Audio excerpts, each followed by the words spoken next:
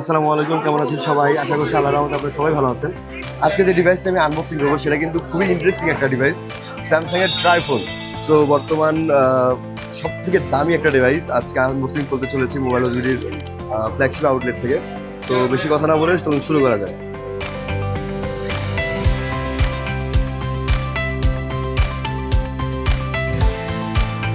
Totally কিন্তু carbon fibre, totally carbon fibre.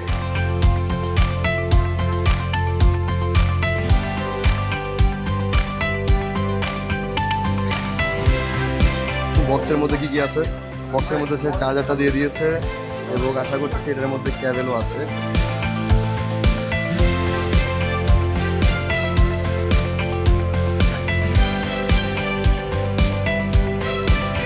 তো এর মধ্যে একটা কিন্তু কাভারও দেওয়া আছে, এই যে কাভারও দেওয়া আছে, এটাও কিন্তু কার্বন ফাইবার।